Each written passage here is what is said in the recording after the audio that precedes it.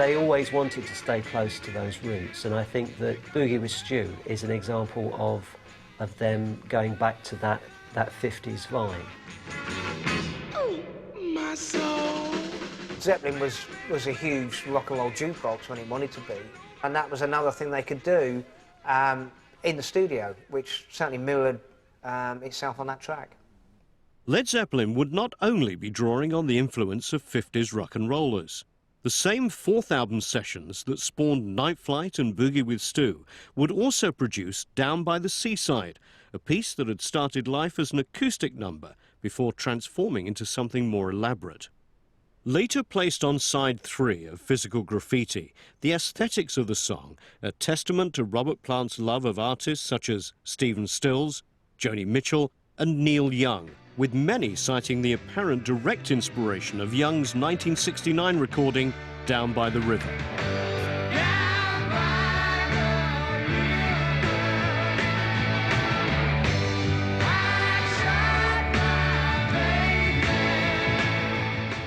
Down by the Seaside is unquestionably inspired by Down by the River by Neil Young. Plant himself was a big fan of Neil Young, Stephen Stills and those sort of performers, the country rock performers, if you will, the formative country rock performers. And there's no question they based Down by the Seaside on Down by the River.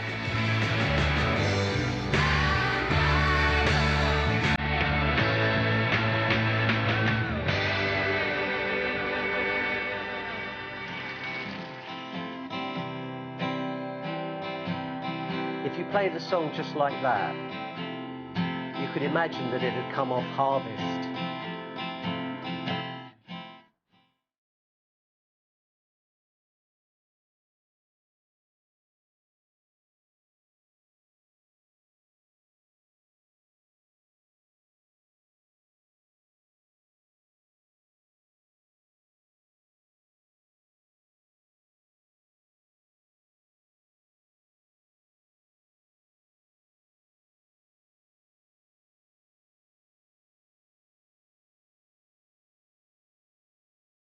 Down by the Seaside is another old song that certainly deserved to be rescued. Plant had written the lyrics around the time of the release of Neil Young's After the Gold Rush, which was an album he was very, very fond of. And it fits in with his all-round fascination with California and the West Coast sound. It's interesting that as they were recording the album, mixing the album, certainly Crosby, Stills and Nash and Young played a massive gig at Wembley Stadium in the September of '74, and all 4 members of Zeppelin went to that show. There was a jam afterwards actually with Plant, Page and Neil Young and Steve Stills, and I think there may have been an element then that they wanted to include that track, you know, as a tribute to the, you know, the sort of association they had with, you know, those artists. So it was a nice one to do, and it just, you know, it was a good throwback. You know, to the after the Gold Rush sort of Harvest Neil Young era, which Plant was very fond of. So it worked well. The ever-expanding influences that had led the band to this point would carry through to their 5th album, Houses of the Holy. The recording sessions for Jamaica, a reggae-tinged track often seen as one of Led Zeppelin's biggest creative misfires, would also usher in future Physical Graffiti tracks. Love is all, you didn't have to leave me, mama, let me go. Yeah, baby. Black Country Woman is great fun. I mean, I like Robert Plant in that sort of country blues persona. It was just another semi-acoustic stomp, which I think fitted itself really nicely into the more eclectic feel of side 4. Black Country Woman is a song in open G tuning, very popular tuning among the open ones. And this is the basic, it's a 12-bar type song, extended 12-bar. And this is the basic sequence.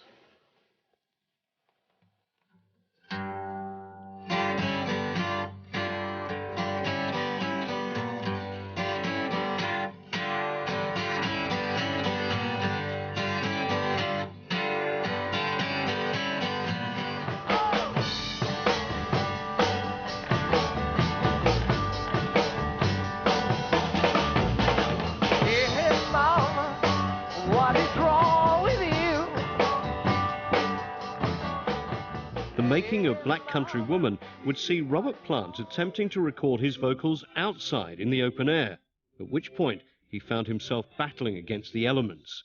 Bigger setbacks still would emerge with the recording of Physical Graffiti's second track, The Rover, during which Jimmy Page's guitar track went missing, a story which has evolved into a myth that blames engineer Ron Nevison for the mishap. Nevison himself, however, insists that this myth was nothing more than that.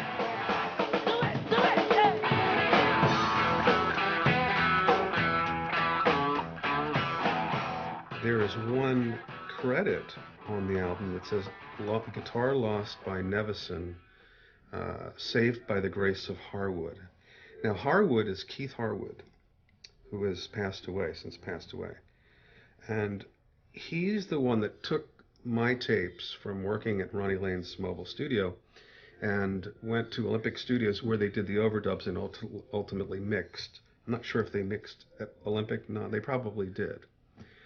Now, I didn't work on the Rover, which with this credit is attributed to, so I don't know where that came from, because it sounds to me like there was maybe some distortion on or partially erased, or something happened on that guitar track, or something like that.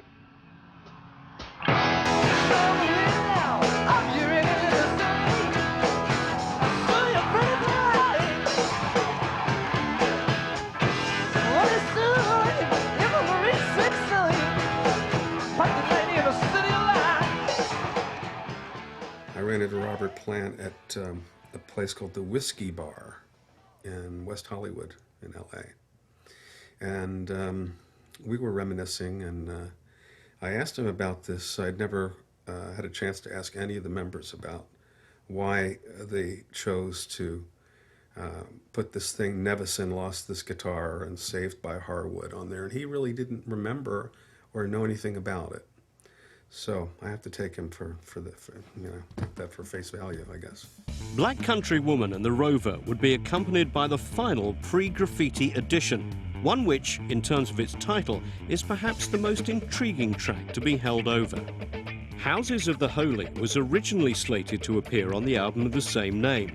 Like their fifth album's final track, The Ocean, it would serve as a tribute to the fans who assembled in huge concert arenas and made Zeppelin the superstars they had become. Ironically, given the subject matter, it was another song that would never be performed in a live capacity. Let me take you to the movies. Can I take you to the show? Let me be yours ever truly. Can I make your heart go? It's almost a sort of in-joke, isn't it, that you name an album after a song that isn't on that album, and then the song with that title actually turns up on the next album.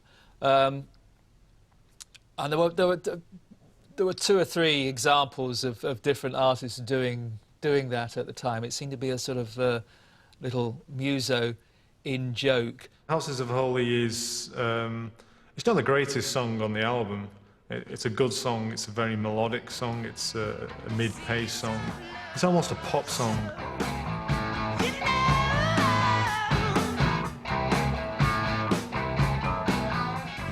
It's just Led Zeppelin almost having a day off. It's not, it's nothing too intensive, and it sets you up for what is quite a relaxed next few minutes. So again, it's a good template of what's coming. But Led Zeppelin, as I say, in their most summery of moods, which is always good.